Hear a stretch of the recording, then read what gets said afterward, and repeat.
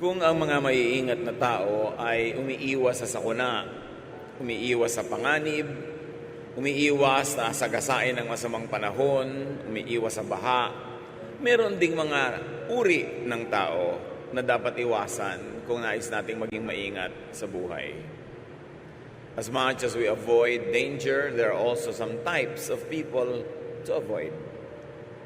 And may the Lord bless us as we ponder 5 types of people to avoid in order to lead godly, peaceful, and fruitful lives.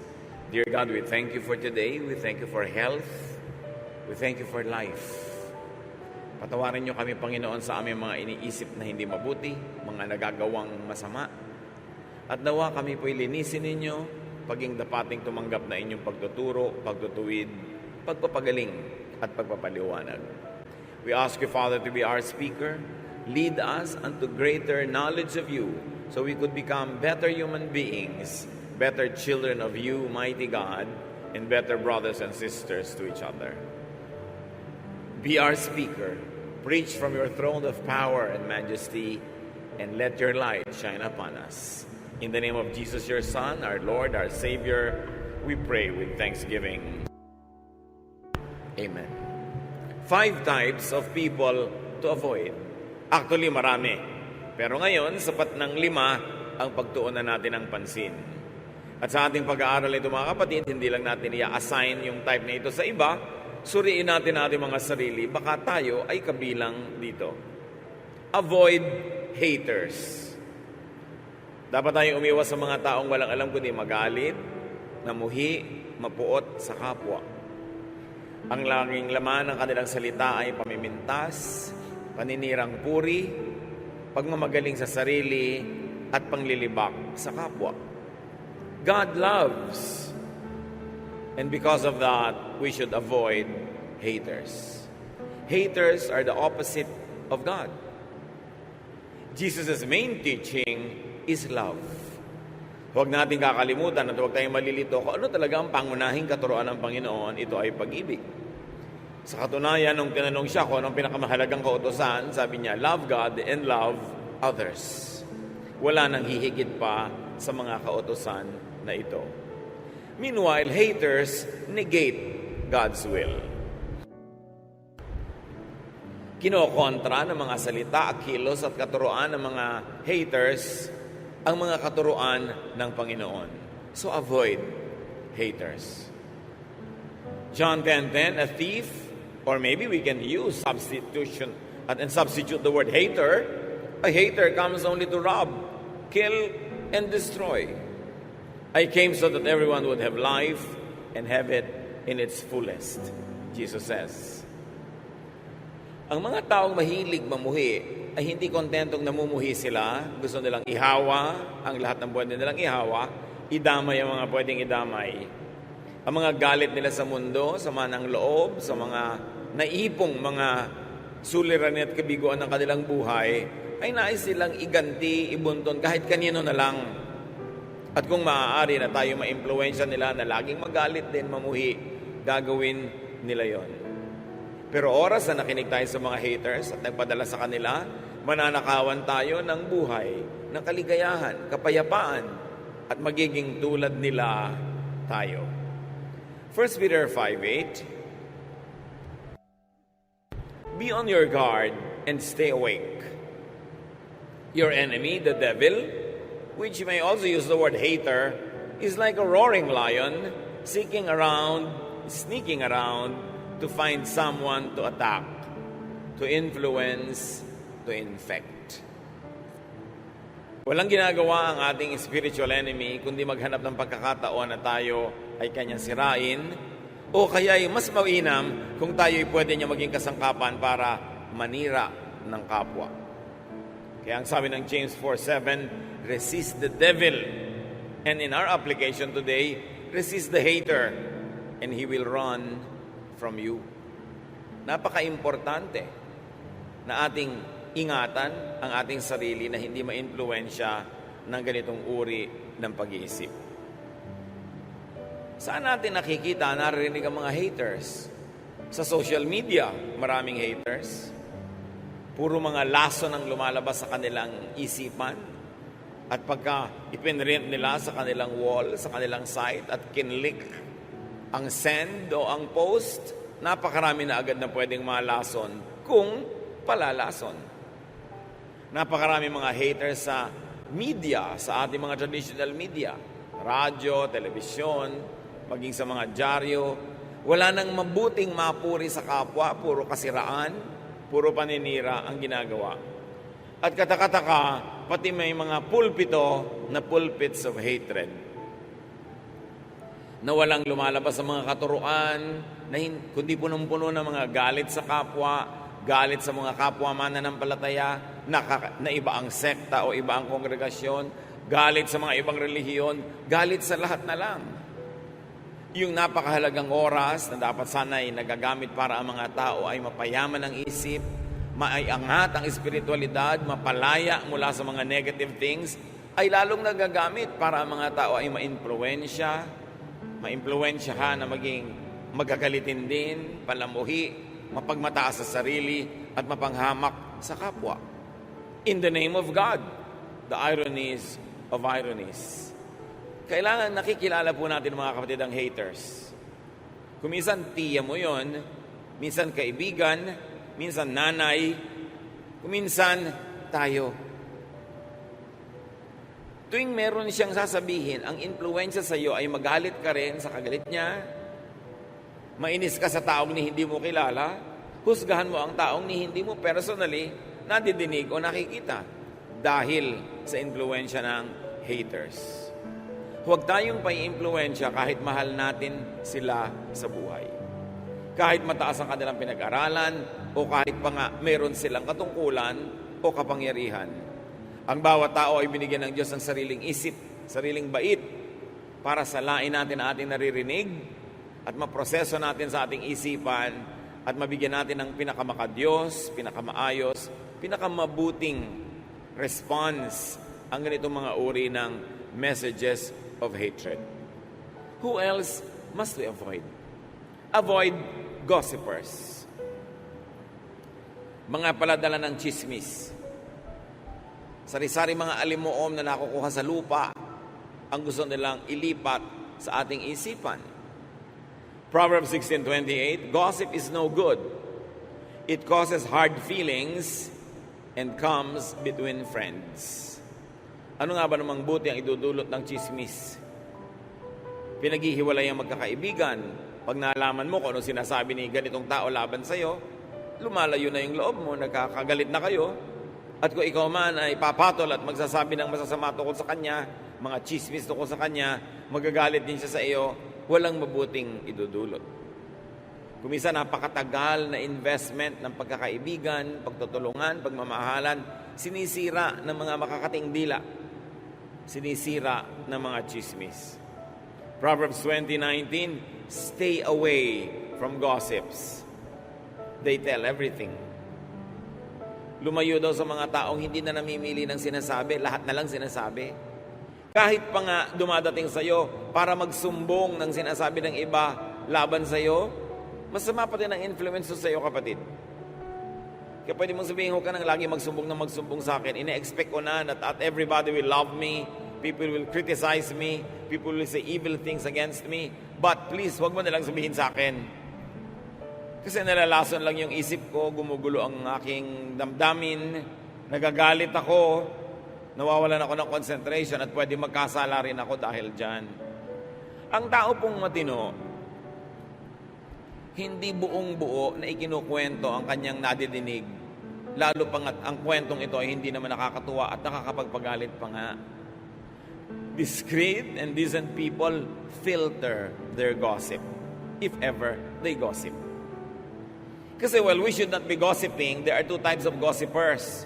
Yung gossipers who tell everything, and gossipers who are discreet and more decent, who filter and soften the gossip even just a little bit. Meron pang worse, nagdadagdag pa at nagagatong at nagsusulsol ng mga gossips. Tuwing may tao pong dumadapo sa atin, may daladalang kwento, maging sensitive tayo. Suriin natin Ano ang dahilan bakit mo ito sinasabi sa akin? Talaga bang mahal na mahal mo ako? Kailangang isumbong mo ang lahat? O gusto mo akong galitin dahil ikaw man galit doon sa mga isinusumbong mo? Madali kasi tayong mamanipulate, mamaniobra, na yung giyera ng kapwa, nagiging giyera na rin natin kahit hindi naman natin gusto dahil na-influence ang ating isip. Very discreet and decent people minimize or do not gossip at all. Napakahalagang ating makita yung high qualities of people who refuse to gossip. Ang daming nasasagap natin sa hangin ng mga kung ano-anong balita, pero para laging ulit-ulitin natin yun sa kapwa. Lalo't gumagamit ka ng social media, gumagamit ka ng computer, internet, ng text. Kuminsan irresponsible. Kuminsan mga gossip na wala namang verification. Yung mga, lilindol daw ng intensity 12 sa Metro Manila bukas, ikakalat mo agad. Nag-research ka na ba? Totoo ba? Sinong may sabi? Nagsasabog ka agad ng takot at panakot sa tao? Hindi mo naman na-verify. Huwag kayong forward ng mga bagay na nakakatakot na hindi nyo naman verified. Kasi nakakagulo sa isip ng kapwa. Nakakanerbiyos. Kaya tuwing may nagpapass on yan at nagtatanong, meron daw po dito na lindol na darating next week. So, hindi nape-predict ang lindol. Ilang beses na ba kayong kailangan mag-aral from volcanologists? Typhoon, yes. Storms, yes. Pero lindol, hindi nape-predict. Kaya pag may nagpe-predict niyan, tulad doon nagpe-predict na darating si Jesus sa ganung petsa, huwag kayong maniwala. Kasi sabi sa Bible, walang nakakaalam kung kailan mangyayari ang ganung bagay. Bakit pinapayagan nating magulo pa tayo ng mga bagay na hindi naman dapat nakakagulo kung nag-iisip lang tayo ng konti? Tapos hindi mo na iniisip, pass ka ng pass, forward ka ng forward. Lason pa lang ipinapadala mo sa kapwa. Psalm 101 verse 5, anyone who spreads gossip will be silenced, and no one who is conceited will be my friend, God says. In His majestic ways, God will silence gossipers. Hindi natin laging alam kung paano patatahimikin ng Diyos at ititikom niya ang bibig ng mga mahilig magchismis. Pero meron tayong sariling alam na paraan para paano mapapatahimik ang gossipers? By avoiding them. By refusing to listen to them. And even more, by refusing to repeat to others what they tell us. Kailangan tanggihan mong pakinggan ang chismis. Kung tumatanggi ka na tambakan ng kapitbahay mo ng basura ang iyong bakuran, trash yun eh. Dapat tumanggi ka na tambakan ng kapwa mo ang iyong tenga ng basura. Alam niyo po ba ang tenga napakalapit sa utak? Ang lapit. Kaya pag pumasok sa tenga, nasa loob na agad ng utak. Anong mga basura ang pumapasok sa ating tenga? Mga basura ng haters, mga basura ng gossipers, it will poison our minds. And you can very well know if the mind is poisoned. The language and the vocabulary gets poisoned as well. The behavior, the thinking pattern gets poisoned. Kaya iniingatan. Hindi tayo nagpapapasok ng anumang marumi sa ating tenga. Gusto niyo bang may pumasok na langgam sa inyong tenga? May pumasok na insekto, mikrobyo, maruming tubig, asido, and yet we allow a lot of gossip and hateful words to enter our ears. Kailangan bantayan. At kailangan kung sakaling nakapasok, huwag nang ilabas sa ating bibig. Sirain na, wasakin na in the realm of thought so that we don't become instruments of the devil. We don't become extensions of hell and extenders of hell also. Avoid tempters. Mga mapanukso. Proverbs 5:7-8. My son, listen to me and do everything I say. Stay away from a bad woman. Don't even go near the door of her house.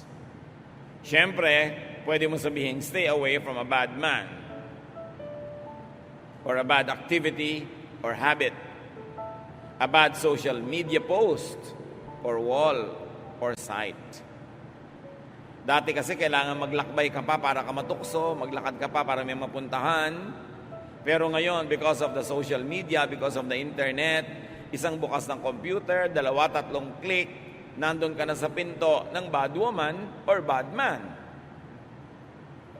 At hindi ka lang nasa pinto, nasa kaloob-looban ka na ng kanyang bahay. Kaya ingatan. Ingatan kung anong mga pinupuntahan nating mga websites. Ingatan kung anong mga pinapanood, pinapakinggan sa social media. Dahil yan ngayon ang napakabisang kasangkapan ng tukso. Matthew 6:13, keep us from being tempted and protect us from evil. Isang major component ng prayer. Ipanalangin natin mga kapatid that with the availability of all of this technology, all the gadgets, and all the channels that we can subscribe to, visit, watch, hear, that we watch ourselves, that we exercise self-censorship, that we exercise self-control. Napakaraming mga laging nagtatanong sa akin na paano nila pipigilin ang kanilang anak, ang kanilang asawa, ang kanilang mga kaibigan na mahumaling sa mga tukso na nasa internet, pati mga online gambling. Kahit innocent-looking games, pero addictive, hindi na makapagtrabaho, hindi na makapagkwentuhan sa mga mahal sa buhay, wala nang panahon para sa ibang bagay kasi puro na lang yung gadget ang kaharap. When these things deprive you of your precious time to do good, to be good to others, they become instruments of temptation. May deception involved. Dapat maging mapanuri. And then avoid neggers. Ano ba yan? Negative talkers. Yung pessimists na tinatawag, napakadilim ng paningin sa mundo, lahat pangit ang interpretasyon. Yung mga discouragers, ayaw kang patuloyin na hanapin ang iyong mga pangarap. Ayaw kang bigyan ng lakas ng loob na to achieve, to try things. Iwasan yung mga fault finders. Sa ginagawa naman ng kapwa, laging may maganda at may mali. Pero pag lagi yung mali, pangit ang tiningnan mo, papangit ang pananaw mo sa sangkatauhan. Avoid complainers. Tuwing kaharap mo, reklamo. Lagi na lang may complaint. Lagi na lang may discontentment. And then avoid catalysts of discontentment. Yung masaya ka na, sisirain pa niya yung saya mo para ka maging unhappy. Sisirain niya yung moment mo. Nagkaroon ka bigla ng boyfriend, sisirain agad ang loob mo, naku, magkakahiwalay din kayo niyan. Yung mga lagi ng discontentment, bakit ganyan ang napili mong boyfriend, may ganito, may ganon, pintas agad. Mga discontented people who are never happy to see others become contented. Avoid agents of hopelessness and gloom because they darken your vision. They darken your outlook. They darken your life. Mahirap na lagi tayong may ganyang kausap. Hindi mo napapansin, negative ka na rin. Wala nang mabuti sa sangkatauhan, lagi na lang masama. Wala ka nang pwedeng magandang asahan, puro na lamang nakakatakot at malungkot. Ang sabi sa 1 Thessalonians 5:11, you must encourage and help each other. Susuriin ninyo kung ang inyong laging kausap ay nakaka-encourage or nakaka-discourage. Siyempre, ang matalino at concerned friend, kung minsan, i-discourage ka based on facts, based on experience, and based on a generally wise disposition. Pero may mga tao rin na ang buhay nila tad-tad ng kabiguan, tad-tad ng lungkot, tad-tad ng frustration. Ganun na ang buong pananaw nila sa buhay. Yun ang iwasan yung maka-influensya sa inyo. So kung ang mga tao ay nagbibigay sa inyo ng discouragement at encouragement, tingnan nyo ang percentage. If most of what you get from people is discouragement, these are the types of people you should avoid. Iwasan nyo rin naman yung 100% tulak ng tulak sa inyo at sulsol ng sulsol na encourage kayo gawin kahit anong gusto nyo. Kasi hindi rin nag-iisip yun. So dapat mga 85, 85 nang i-encourage. In mga 15, 20, dinidiscourage ka, na may point naman, then pwedeng pagtiwalaan ang payo ng ganung mga tao. Matthew 17:20. Sabi ng Panginoong Jesus, if you have faith as small as a mustard seed,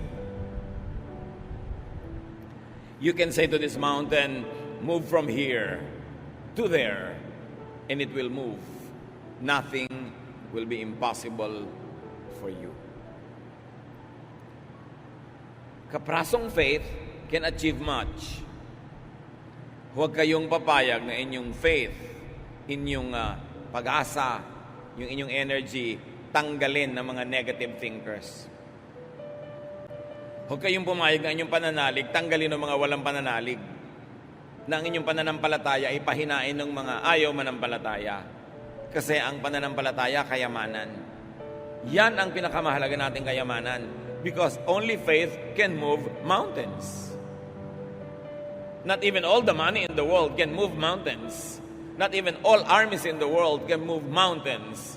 But faith, even just the size of a mustard seed, according to Jesus, can accomplish much. So seek people who encourage faith.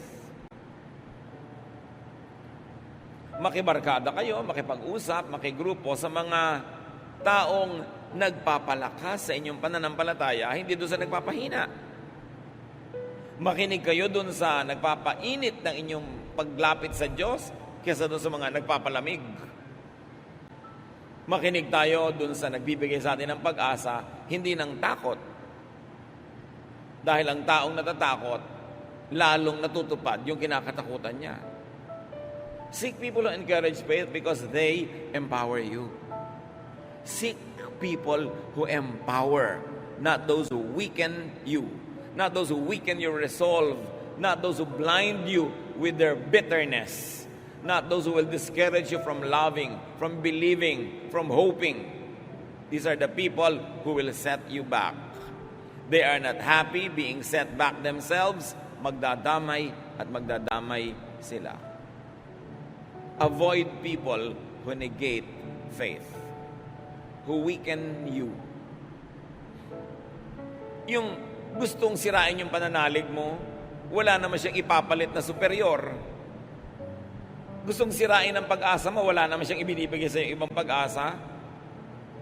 Yung gustong pigilin ka sa ginagawa mo, wala naman silang ibinibigay na alternative na pwedeng gawin na mas mabuti. Na pag nakinig ka sa kanila, you will just stop in your tracks and drop dead. Wala namang ibang ipinapalit. Makinig sa mga taong may bagong ideya. Kung yung ideya sound, maganda, nakakapagpalaya, nakakapagpayaman ng isip, nakakapagpabait, maganda yon. Pero yung pinipigil ka sa pananalig mo, pinipigil ka sa inaasahan mo, wala namang ipinapalit na maganda, anong ipapalit niya? Vacuum, emptiness, bitterness. Be careful. And avoid naggers. Yung mga yakiti-yakit na walang tigil ang bunganga, daldal ng daldal. Hindi naman lahat ng nagger ibig sabihin lang pinapagalitan ka o sinisita ka. May mga nagger na wala lang tigil ang kadadaldal. Parang makina mga bibig. Nakakapagod kasama. Meron ba kayong kilalang ganon? Nakakatakot makasabay mag-lunch dahil talagang pagod na pagod ka. Daig mo pa ang nagbuhat ng krus sa Kalbaryo. Dahil wala kang ginawa kundi makinig sa kanyang non-stop talking, walang koma, walang period, hindi ka makasingit. May kilala kayong ganon? Avoid. O baka kayo yun. Pag iniiwasan kayo ng mga tao, naglalakad kayo, papaliko sila kahit dediretso dapat nung makita kayo, lumiko. Baka tayo yun, nakakapagod ka usap. Magkukwento ka lang ng isang bakasyon mo, 10 bakasyon niya ang katumbas na ikukwento niya. May sasabihin ka lang tungkol sa husband mo, dadaigin niya ng tungkol sa husband niya. Laging panalo siya, ang dami niyang sasabihin. May isa ka lang tanong, ang dami-daming sagot. Nakakapagod. Sabi ng desiderata, Avoid loud and aggressive persons. They are vexations to the spirit. Nakakaligalig, nakakalito, nakakagulo ng espiritu ang sobrang madaldal. Proverbs 27:15, the steady dripping of rain and the nagging of a wife are one and the same. Siyempre, male point of view yan kasi male yung sumulat. A female can also say that a steady dripping of rain and a nagging husband are one and the same. Because there are nagging husbands. Just in case wala pa kayo nababalitaan, meron. Kung may mga nagger na babae, may mga nagger ding lalaki, nakakapagod din in the same way. Proverbs 21:9, it is better to stay outside on the roof of your house than to live inside with a nagging wife or husband. Ang mga roof kasi sa Middle East, flat. Pwede kang tumira, hindi ka mahuhulog, hindi katulad ng mga roof natin. So sabi, mabuti pa doon ka na lang tumira sa bubong, kahit maginaw o mainit, kasi nasa loob ka nga ng bahay, ang kasama mo ng mga asawa, walang tigil ang bunganga. Nakakapagod, nakakarindi. No? Proverbs 21:19, it is better out in the desert, o mas malayo na to, than at home with a nagging, complaining wife or husband. Lagi lang nilalagyan ng kabilang kasarian kasi universal naman ito para sa lahat ng tao. Or a nagging mother, or a nagging friend, or companion. Minsan, naglalakbay ako nung araw pa, estudyante pa ako, I was traveling, and I had the misfortune of sitting next to a couple na yung wife walang tigil ang yakiti-yakitak. Dumating ang kape na isinerve ng stewardess, yakiti-yakitak siya. Kahit ano, hanggang bumaba ka na, may reklamo siya sa airport, may everywhere. Nakasabay ko pa sa barko. Kasi naglalakbay ka nga, may lipad. Sila na naman. Kasunod ko pa sa pila. Nangyari pa, nakapila ako, may biglang umuna sa akin na nagmamadaling nanay. For whatever reason, na may bitbit na bata at mga bag ng mga gatas, sabi ba naman ng babaeng nagger na nasa likod ko, hindi na ako yung asawa niya, ha? Stranger na nga ako. Kinalabit pa ako, sabi niya, papayag ka na umuna siya sa'yo? In English, syempre. Sabi ko, it doesn't matter. Takang-taka siya. Ninanag niya yung husband niya tungkol sa akin. Sabi niya, huwag ka tutulad sa kanya, huwag kang papayag. Pag sa'yo may umuna, huwag ka... Hindi na nga inunahan, nagnanag pa rin. May ganong tao. Ang tanong, baka tayo yon. Walang tigil ng kapupo na dito, rereklamo doon. So what to do in life? How to live?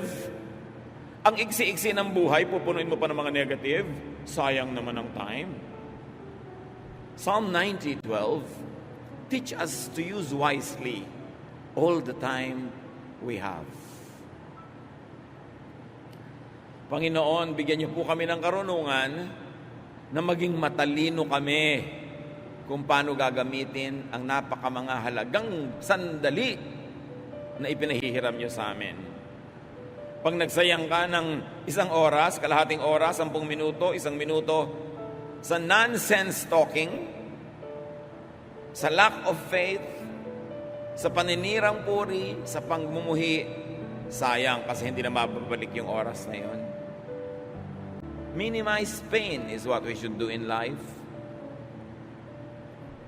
Avoid negative people. Be positive. Seek and enjoy positive people. Therefore, you maximize pleasure and happiness. And you do the most good. Paulit-ulit ako sa tatlong ito. Ano ang gagawin sa buhay ng tao na ipinapahiram ng Diyos? Maraming pwedeng discussion, maraming pwedeng detail, pero kung tutuusin, tatlo lang. Hanggat maaari, pakontiin at paiksiin mo ang paghihirap at pagdurusa. Minimize pain, whatever it takes. Pain ng body, pain ng spirit, pain ng soul, minimize it.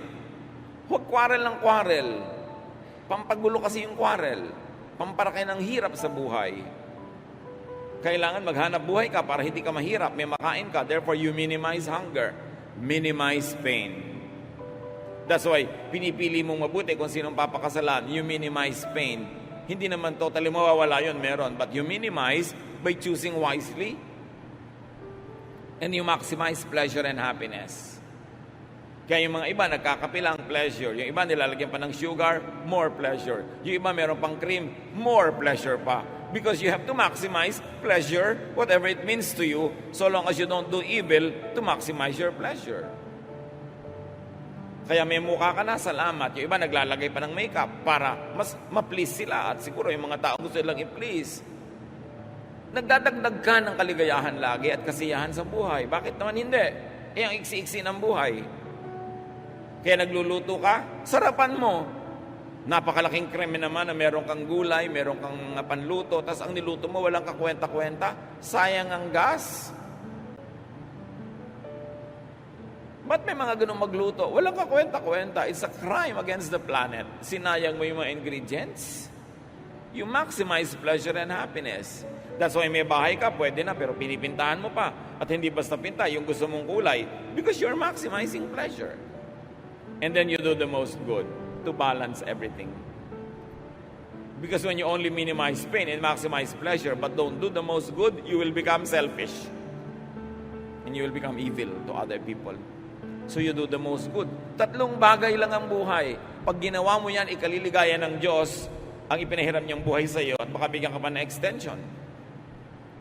But avoid haters, gossipers, tempters, mga negative talkers, and naggers, because they will minimize your pleasure and happiness, they will maximize your pain, and they will disable you from doing the maximum good. Better be aware of bad influencers and vexations. Be aware of haters, gossipers, tempters, negative talkers, and naggers, and pray for them. Why? Because you do the maximum good. Pray for them. You don't only avoid them, you pray for them. So that they might be blessed enough to become positive in their outlook. Alam niyo yung mga taong negative, biktima lang kasi yan ng buhay. Kung tutuusin, lahat naman tayo nabibiktima ng buhay. Pero yung iba, ang sagot nila sa lahat ng hirap, kabiguan, negative attitude. Nadadagdagan tuloy ang hirap nila. Tapos na nga yung nangyaring hindi maganda because of their bad attitude. Nagpapaulit-ulit pa yun sa kanilang memory at nire-replay nila sa actual na buhay ang namamaximize yung pain, ang nami-minimize yung pleasure. Pray for them that they might be blessed enough to graduate from their bitterness. Pray for them that they will have the wisdom to see that their bitterness and negative ways won't make them happy. Pray for them so that when they realize these things and they begin to have wisdom, they will change their mind and they will change their ways. And if you could, carefully and studiously try to be a positive influence on them.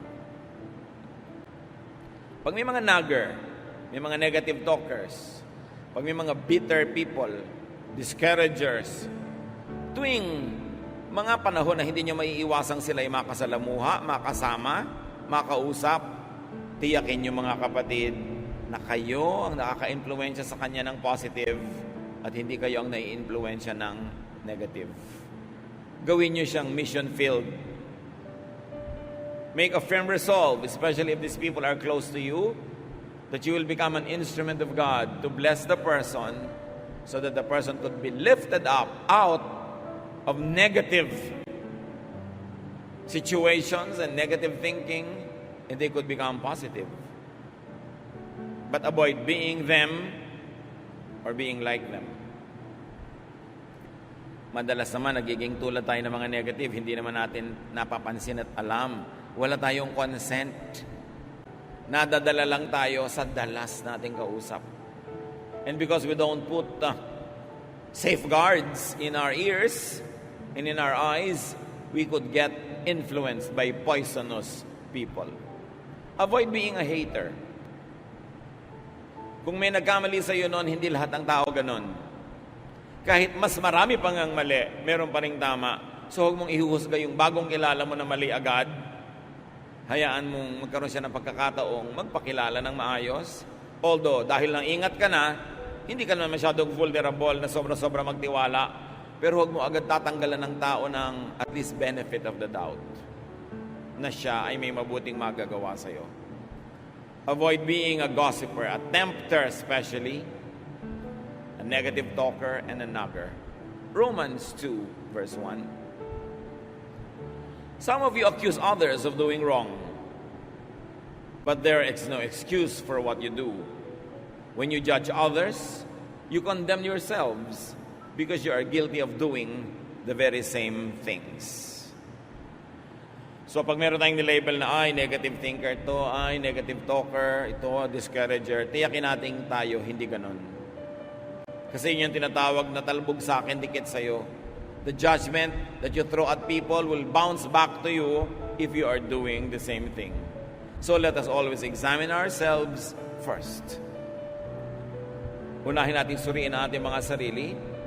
At kung sakaling guilty tayo mga kapatid, tigilan natin to dahil napakalaking parusa sa ating kapwa, lalo sa mga malalapit sa atin kung tayo negative.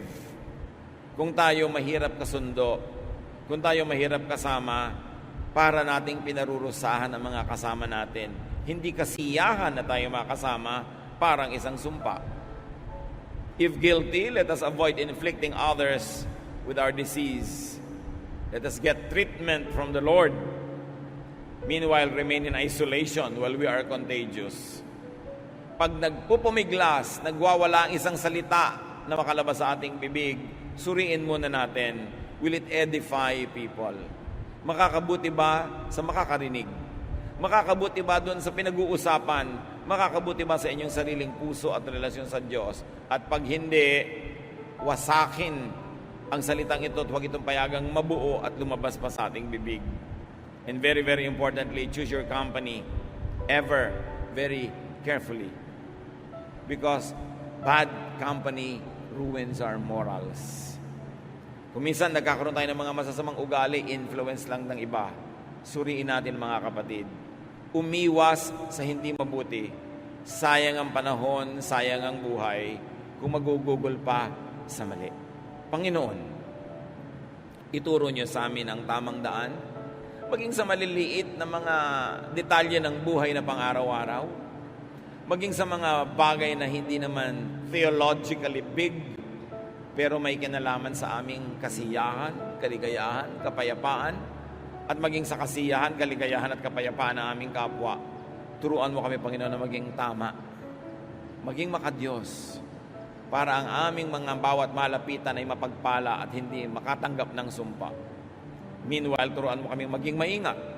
Suriin ang impluensya sa amin na aming kapwa. Pagbulay-bulayan natin ang mga simpleng pang-araw-araw na bagay na ito na madalas umahad lang sa ating spiritual growth, umahad lang sa ating kaligayahan at kapayapaan.